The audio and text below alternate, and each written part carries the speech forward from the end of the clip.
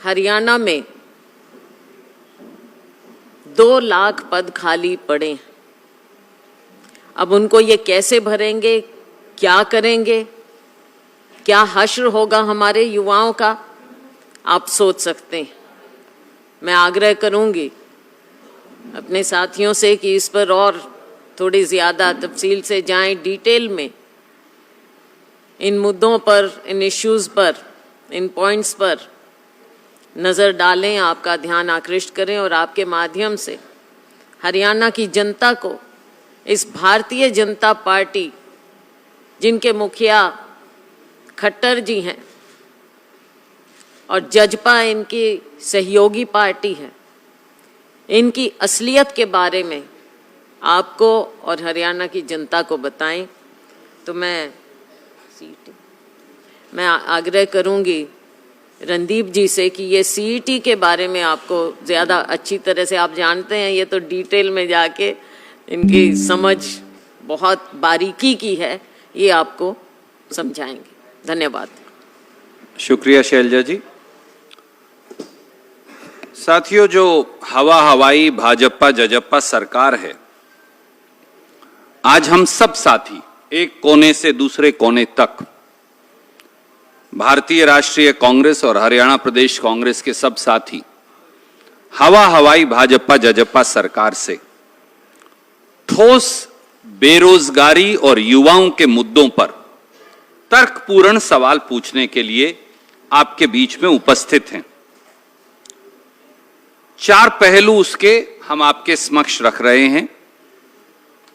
एक पहलू शैलजा जी ने उसकी शुरुआत की कि बेरोजगारी की हरियाणा में स्थिति क्या है, और उस बेरोजगारी का एक बड़ा पहलू है कॉमन एलिजिबिलिटी टेस्ट, जिसको हमने कॉमन एक्सप्लॉयटेशन टेस्ट की संज्ञा दी है। तीसरा पहलू है जिसकी व्याख्या किरण जी करेंगी, वो है कि किस प्रकार से पद रिक्त पड़े हैं या वापस ले लिए गए या फिर अदालत के पचड़े में डाल दिए गए। और चौथा पहलू जो हम आपके समक्ष लेकर आए हैं वो है कि हरियाणा के युवाओं की बजाय बाहरी उम्मीदवारों को मौका मिल रहा है, जिसकी चर्चा आपसे फिर शैलजा जी करेंगी। हरियाणा में बेरोजगारी का सबसे बड़े नासूर का सबूत और उसकी दर्दनाक कहानी कहने वाले वो 11,22,000 नौजवान हैं जिन्होंने कॉमन एक्सप्लॉयटेशन टेस्ट के लिए अप्लाई किया। साल 2019 से ही सीईटी के नाम पर हरियाणा के युवाओं को बेवकूफ बनाने की कोशिश की जा रही है। अगर मैं ये कहूं कि खट्टर और दुष्यंत जी की सरकार मिलकर हरियाणा के युवाओं के भविष्य की भ्रूण हत्या कर रही है तो शायद ये सच होगा। 2019 वाली सारी भर्तियां सीईटी में दे दी गई। 2021 में ग्राम सचिव और दूसरे पेपर लीक हो गए, उन्हें भी सीईटी में दे दिया गया। अब हम 2023 के मिड में हैं, जुलाई का महीना अब हम पहुंच गए, तो आधा साल फिर बीत गया। तो 19 से 23 तक का समय तो सीईटी करवाएंगे और उससे फिर पेपर करवाएंगे, इसी में लगा दिया। 11,22,000 बच्चों ने दरख्वास्त दी। 4 शिफ्टों में आखिर में एग्जाम हुआ, बड़े मोल तोल के बाद 5 और 6 नवंबर 2022 को। 10 जनवरी 2023 को रिजल्ट आया। रिजल्ट में 2,92,000 बच्चों को उन्होंने पास दिखाया। पब्लिक डोमेन में नहीं डाला, आखिर में फिर कोर्ट में गया और 29 जून 2023 को 2,92,000 से बढ़ाकर 3,59,000 बच्चों को पास दिखा दिया गया। यह सीईटी का रिवाइज रिजल्ट भी उन 11,22,000 बच्चों से भी और 3,59,000 युवक और युवतियों से भी जो हरियाणा के हैं, उनके भविष्य से क्रूर और भद्दा मजाक है। युवाओं की जिंदगी से कॉमन एक्सप्लॉयटेशन टेस्ट, जिसे वो कॉमन एलिजिबिलिटी टेस्ट कहते हैं, उसके नाम पर जो मजाक हो रहा है उसके 4 पहलू जरूरी हैं। पहला, सीईटी करवाने के बाद सीईटी में से केवल 4 गुना उम्मीदवार बुलाने की एक अजीबोगरीब शर्त लगवा दी। पहले सीईटी ले लिया, 3,59,000 या 60,000 बच्चे पास हो गए। अब कहते हैं केवल 4 गुना, जितनी पोस्ट है उसका 4 गुना बुलाएंगे, तो बाकी बच्चे कहां जाएंगे? फिर उन्होंने सीईटी क्यों दिया था? फिर आपने सीईटी एग्जामिनेशन क्यों किया था? फिर 11,22,000 से 3,59,000 शॉर्टलिस्ट क्यों किए थे? और पूरे देश की परिस्थिति क्या है, हमने ये देखने की कोशिश की। मैं ये कागज आपको भेज रहा हूं, ये उत्तर प्रदेश का है। यहां भी इसी प्रकार का एग्जाम है। 15 गुना बच्चों को बुलाया जाता है जो पास होते हैं। ये पड़ोस के राज्य राजस्थान का है, यहां भी 15 गुना बुलाए जाते हैं। अगर आप भारत सरकार का एसएससी भी देखो, रेलवेज देखो, बैंकिंग देखो, तो 12 गुना से 20 गुना तक एलिजिबल बच्चों को बुलाया जाता है। तो यहां 4 गुना की शर्त क्यों? और बाकी के युवक और युवती जो 4 साल मेहनत करके सीईटी पास करके आए हैं, वो कहां जाएं? दूसरा पहलू, अलग अलग योग्यता वाली सारी श्रेणियों के लिए एक ही सीईटी क्यों? मैं 12वीं पास हूं, आप बीए पास हैं, आप बीटेक हैं, आप एमटेक हैं, आप जूनियर इंजीनियर का डिप्लोमा किए हैं, आपने पॉलिटेक्निक से डिप्लोमा किया है, सबके लिए एक ही कॉमन सीईटी। तो आप एमटेक से लेकर 12वीं तक सबकी योग्यता एक कॉमन एलिजिबिलिटी टेस्ट से कैसे उसका आंकलन कर सकते हैं? यह अपने आप में एक विसंगति है। आपको अलग अलग श्रेणी के लिए अलग अलग सीईटी करनी चाहिए नेचुरली। आप एमटेक का और 12वीं का मुकाबला कैसे कर सकते हैं एक सीईटी से? तीसरा पहलू, सीईटी के पेपर में महानुभाव खट्टर साहब और महानुभाव दुष्यंत चौटाला जी और उनके स्टाफ सिलेक्शन कमीशन ने 63 ग्रुप्स और 401 कैटेगरी रख रखी। ग्रुप्स क्या हैं? कोई 12वीं है जैसा मैंने बताया, कोई ग्रेजुएट है, कोई एमटेक है, कोई बीटेक है, कोई पॉलिटेक्निक है, इत्यादि इत्यादि। और कैटेगरीज क्या हैं? 401, कोई एएलएम की है, कोई जेईई की है, कोई जेएससी की है, इत्यादि इत्यादि। अब क्या करना पड़ेगा? आपने उन सब बच्चों का एक सीईटी कर दिया, तो अब आपको इनको 63 ग्रुप्स और 401 कैटेगरी में बांटना पड़ेगा। मैं तो एमटेक हूं, मैंने तो इंजीनियरिंग पोस्ट के लिए अप्लाई किया है, तो हो सकता है मैंने 2 में अप्लाई किया हो, तो आपको मेरा रिजल्ट निकालकर वहां डालना पड़ेगा। तो अब 63 ग्रुप्स और 401 कैटेगरी में इस सीईटी के कॉमन रिजल्ट को बांटना है। भैया 2019 से 2023 4.5 साल तो बच्चों के यहां लगा दिया आपने। अब इस रिजल्ट को आप 63 ग्रुप्स और 401 कैटेगरी में कैसे बांटोगे खट्टर साहब? 10 साल और लगेंगे आपको। फिर आप त्रुटियां होंगी, फिर आप पोर्टल खोलते रहना, फिर त्रुटियां होंगी, फिर पोर्टल खोलते रहना। इसी हमारे यहां कहते हैं हरियाणा में खड़ी बोली में, गधी गेड़ में डाले रखना बच्चों को, घुमाते रहना उनको, बस नौकरी नहीं देनी। चौथा हिस्सा, अनेक बच्चों ने अपने आप में रिजल्ट ही डिफेक्टिव है, अब भी जो अनाउंस किया है वो पास ही, वो चल ही नहीं सकता।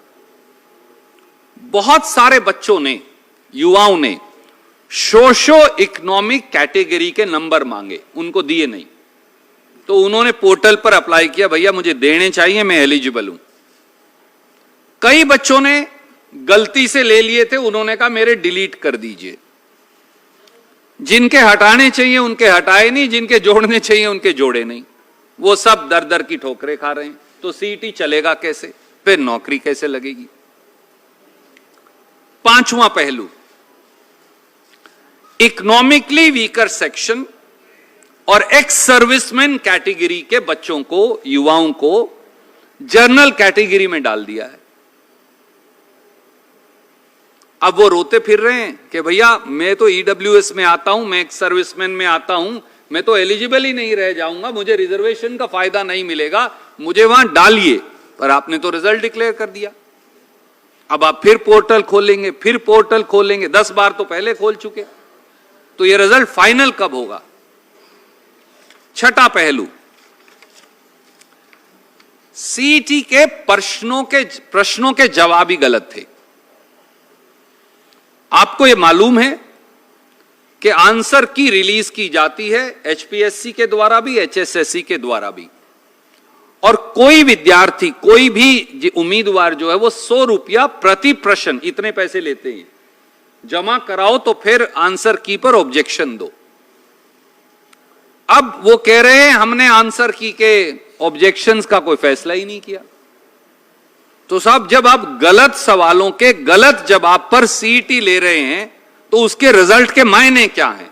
और इसलिए मैं ज्यादा आपको, वैसे तो पूरा पेपर मेरे पास है, पर इतनी अकलमंद सरकार है भाजपा जजपा की, उसके 4 सवाल केवल आपको पढ़कर बताता हूं।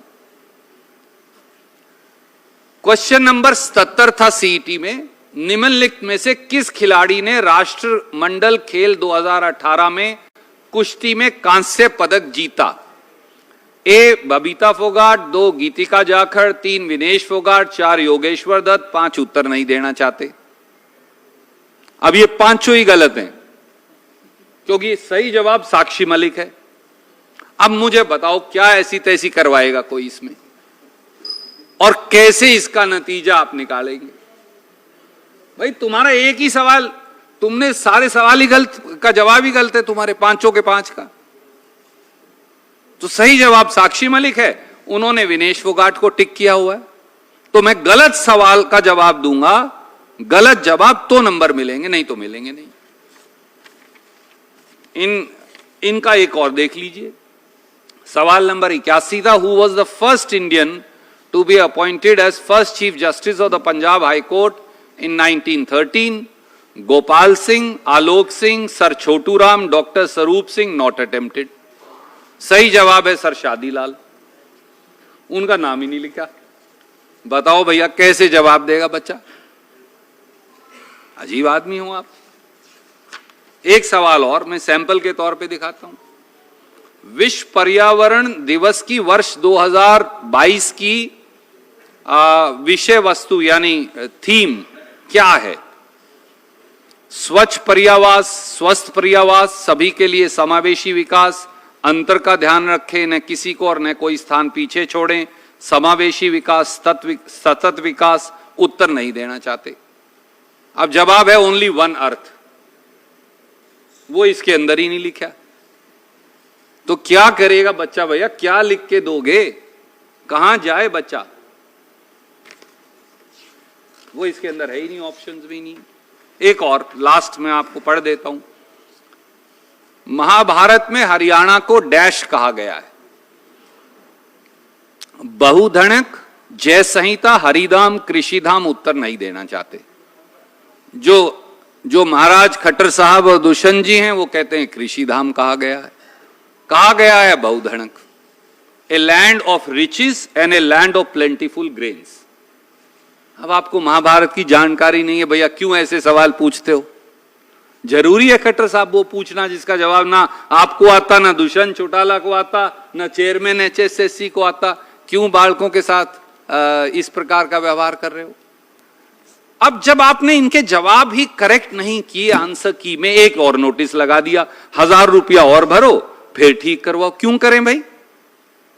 बेवकूफी आप करें, छल आप करें, कपट आप करें, धोखा आप करें, अभिशाप आपकी सरकार बन जाए। 11,22,000 बच्चे यानी 40 लाख हरियाणा के लोग समेत परिवारों के वो बेवकूफ बने। तो किस प्रकार से भर्तियां होंगी जब ये इस प्रकार का सिस्टम है? एक तीसरा पहलू है, वो इससे भी ज्यादा चौंकाने वाला है। मैं किरण जी से अनुरोध करूंगा वो आपके समक्ष रखेंगे।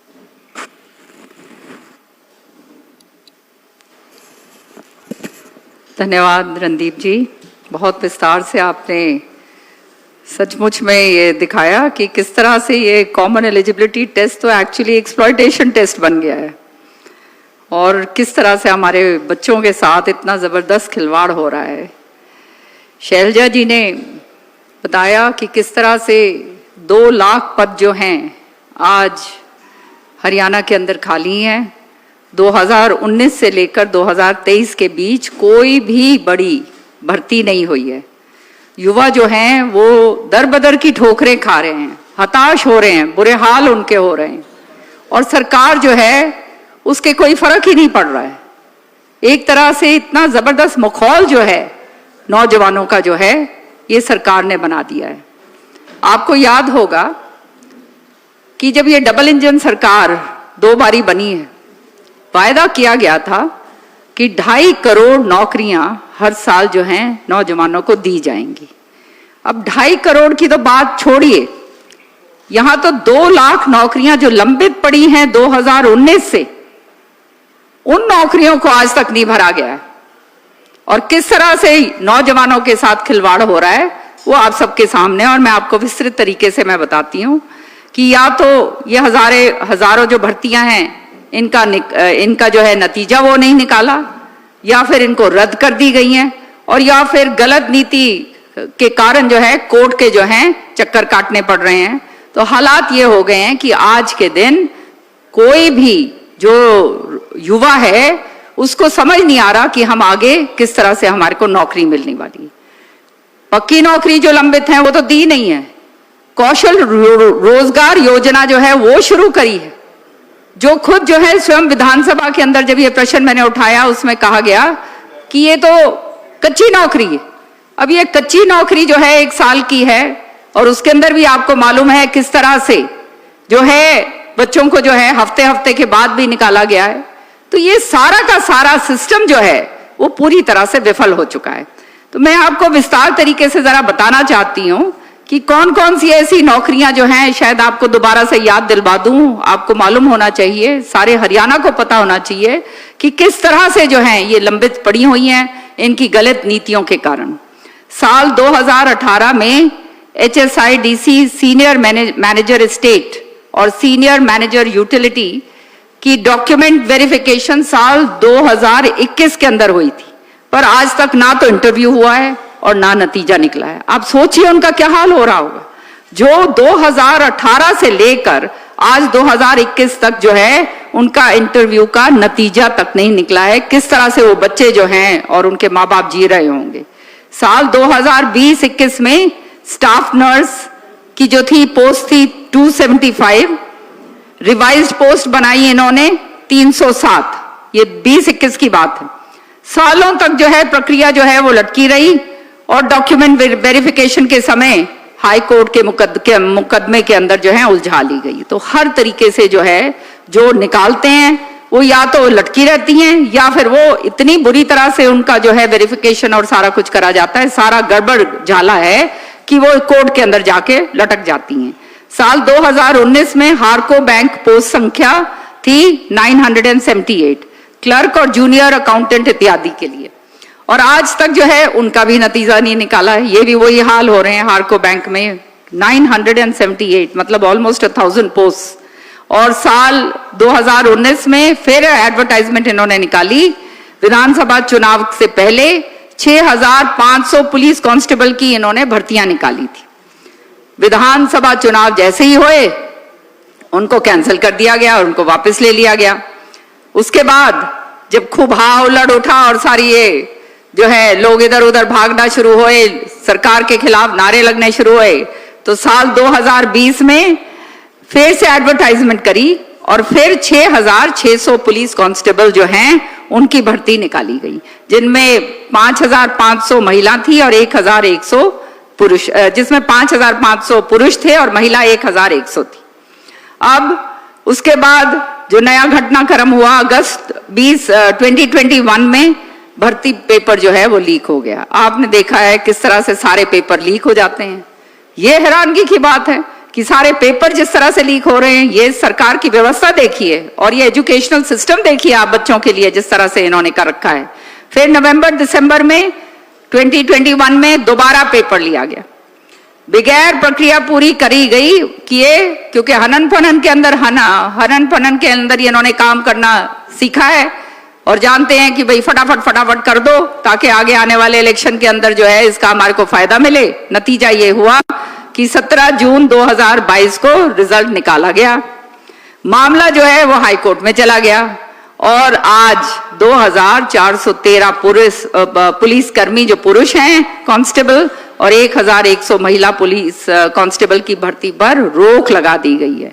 आज हमारे हरियाणा के अंदर कानून व्यवस्था इतनी बुरी तरह से विफल हो चुकी, घर घर के अंदर आप देख रहे हो डकैतियां हो रही हैं, मर्डर्स हो रहे हैं, महिलाएं जो है बाहर निकलने से डरती हैं, व्यापारी भाई जो हैं वो अपना काम धंधा करके जब घर आते हैं तो उनको डर लगता है कि रास्ते में ही उनके साथ कोई दूसरी वारदात ना हो जाए। पुलिस जो है वो पूरी तरह से जो है हर तरीके से जो पुलिस की व्यवस्था है वो खत्म हो चुकी है और जो कांस्टेबल हैं वो इनसे भर्ती नहीं हो रहे हैं। तो आप समझ सकते हो ये सरकार आगे करेगी क्या। आगे सुनिए, साल 2019 में आरोही स्कूलों में टीचिंग और नॉन टीचिंग पोस्ट की संख्या इन्होंने निकाली 895। अब जो है सालों तक जो है ये भर्ती लटकी रही और फिर रद्द कर दिया गया। विधानसभा के अंदर जब ये प्रश्न हम पूछते हैं तो ये बड़ी जोर शोर से अपना पीठ थपथपाते हैं। सच्चाई ये है कि आज जो है हमारे ये आरोही स्कूल जो अपने आप में इन्होंने कहा था कि बहुत बढ़िया काम कर रहे हैं और वो बच्चों को अच्छी शिक्षा देने के लिए सरकार ने बनाए थे, आज हालात ये हैं कि बच्चे जो हैं वो तरस रहे हैं, उनके पास जो है पूरे के पूरा टीचिंग स्टाफ नहीं है, पूरी तरह से पढ़ाई नहीं हो रही है और विधानसभा के अंदर जो है अपनी पीठ थपथपाते हैं कि हमने एजुकेशन सेक्टर में बहुत जबरदस्त कर दिया। यहाँ पर हमारे इनसे जो है टीचर्स की भर्ती तक जो है जो इतने सालों तक लटकी रही वो इनसे पूरा नहीं हो पाया, वो रद्द कर दी गई है। ऐसे ही अन्य हजारों नौकरियां हैं जिनका इन्होंने इश्तिहार निकाला, युवकों से इन्होंने पैसा भरवा लिया और युवकों को ने अपने तैयारी के लिए करोड़ों रुपए खर्च करे और बाद में उनको रद्द कर दिया गया। अब आप समझ जाइए कि इस तरह के हालात जब होते हैं कि हमारा जो है ग्रामीण क्षेत्र, हमारा इलाका है, हमारा प्रदेश है, हमारे बच्चे जो हैं बहुत ही मध्यम वर्ग से आते हैं, कितनी मेहनत करते हैं, कितनी मेहनत करके आगे बढ़ते हैं और फिर माँ बाप जो हैं पता नहीं क्या क्या, कोई जमीन बेच रहा है, कोई कुछ बेच रहा है करके जो है उनके फॉर्म भरे जाते हैं और रुपया इतना खर्चा करा जाता है, फिर भी जो है वो वाली नौकरियां जो वो दे के मतलब जो पेपर दे के आते हैं उनको रद्द कर दिया जाता है। उदाहरण से मैं बताती हूँ, ग्राम सचिव जो हैं उनकी पोस्ट थी 697, पटवारी की थी पोस्ट 530, केनाल पटवारी, अच्छा एडवर्टाइजमेंट नंबर भी मैं बता देती हूँ, ठीक है, मैंने सोचा वो देर होगी इसलिए नहीं कह रही मैं। एडवर्टाइजमेंट पटवारी जो है सॉरी केनाल पटवारी के एडवर्टाइजमेंट नंबर 8/2019 मतलब 2019 में 8वें महीने में पोस्ट 1100, महिला सुपरवाइजर और इंस्पेक्टर के जो है एडवर्टाइजमेंट नंबर है 15/2019, पोस्ट कितनी है 920। फायर ड्राइवर जो है उसका एडवर्टाइजमेंट नंबर है 1/2019, पोस्ट हैं 1780। कृषि विभाग की पोस्ट की एडवर्टाइजमेंट नंबर 2/2020 जो है उसमें पोस्ट है 740 और जूनियर लेक्चरर असिस्टेंट और JLI हाँ एडवर्टाइजमेंट नंबर 11/2017, पोस्ट कितनी है इनकी 61। इसी तरह से PGT संस्कृत में जो है एडवर्टाइजमेंट नंबर है 4/2015, पोस्ट है 626। TGT संस्कृत की जो है एडवर्टाइजमेंट नंबर है 7/2015, पोस्ट है 664। इलेक्शन तहसीलदार जो है प्लस IIT के जो तहसीलदार हैं उनके एडवर्टाइजमेंट नंबर 1/2020 और पोस्ट इनकी जो है आप जानते हो इनकी पोस्ट है 664। पहले तो पेपर लीक हुआ, फिर दोबारा इन सारी पोस्टों के लिए एग्जाम दिलवाया गया और 17 जून 2022 को आनन फनन में रिजल्ट इन्होंने निकाला गया। तो हालात जो हैं आज सारे के सारे स्पष्ट तरीके से आपके सामने। और 2 दिसंबर 2022 को पीजीटी और टीजीटी श्रेणी में 2069 अध्यापकों की भर्ती करी गई। अब उन सबको बगैर कारण बताए खारिज कर दिया गया है। वो दर बदर की ठोकरें खा रहे हैं, जगह जगह अपनी दरखास्त लेकर पहुंचते हैं कि जी हमारा क्या होगा, हमारे को जो है भर्ती करा गया और हमारे को बाहर निकाल दिया गया। अब कह रहे हैं कौशल रोजगार योजना के अंदर इनको कच्चा जो है वो उनको दे देंगे। तो इस तरह की जाति जो है जो हमारे युवकों के साथ हुई है, ये पूरी तरह से ऐसी अनदेखी कभी भी इस प्रदेश के अंदर नहीं हुई। और साथ ही साथ पीजीटी अध्यापक जो हैं जिनके पद थे 4600 के साथ भी उनको भी फुटबॉल बना के रखा हुआ है। लगातार जो है उनके साथ खिलवाड़ करा जा रहा है। साल 2019 में पीजीटी अध्यापकों की पोस्ट एचएसएससी के माध्यम से निकाली गई थी। बाद में उसी भर्ती प्रक्रिया को कैंसिल करके साल 2022 में एचपीएससी में ट्रांसफर कर दी। अब कई बार क्राइटेरिया बदल देते हैं, कभी कुछ क्राइटेरिया कभी कुछ क्राइटेरिया। बच्चे जिस चीज के लिए तैयारी करते हैं उनको मालूम ही नहीं है कि करना क्या है। अभी बड़ा विस्तार से रणदीप जी ने बताया कि किस तरह से ये पेपर निकालते हैं, पेपरों के अंदर जो है किस तरह के प्रश्न पूछे जाते हैं बेतुके, जिनका कोई जवाब ही नहीं है और जो गलत है। और इसी तरह से क्राइटेरिया भी जो है मनमाने तरीके से जो है ये क्राइटेरिया निकालते हैं। और जब ये क्राइटेरिया कई बार बदलते हैं, उसके बदलने के बाद 25 मई 2023 को 8 विषयों के 3863 पीजीटी पद पर और जो है 630 मेवात काडर के जो पीजीटी पद थे उनकी जो है सारी की सारी भर्ती जो है वो खारिज कर दी गई। अब कितनी जाती है, आपके सामने सारी बातें हैं।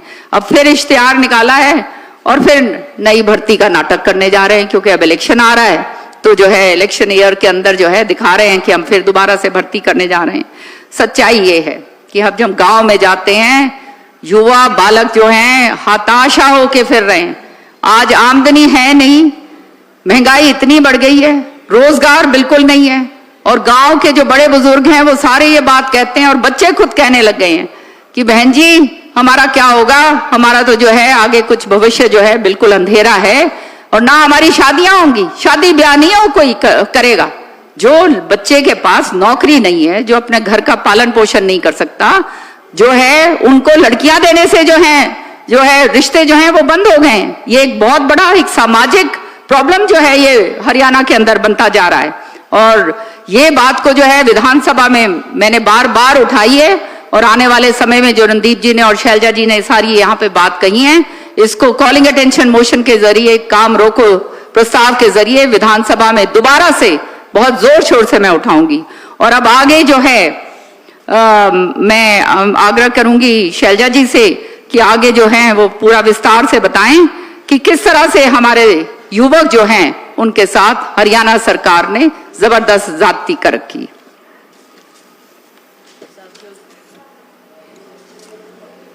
बहुत ज्यादा समय आपका नहीं लेंगे। एक और बिंदु है जिसकी ओर आपका ध्यान आकर्षित करना चाहूंगी।